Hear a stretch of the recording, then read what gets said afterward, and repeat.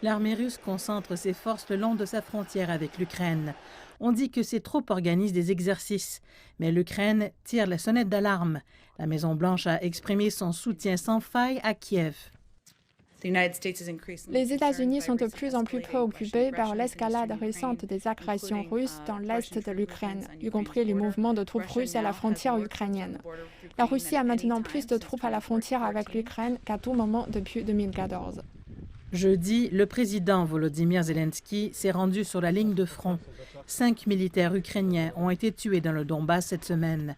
Les tensions ont incité le gouvernement ukrainien à renouveler ses appels pour son adhésion à l'OTAN.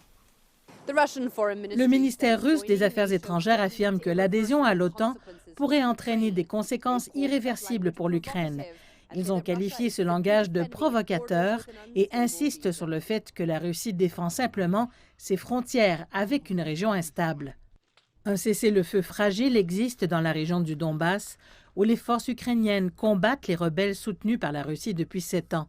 L'Ukraine dit que les tensions s'intensifient en ce moment, mais le gouvernement russe affirme que Kiev amplifie une menace mythique.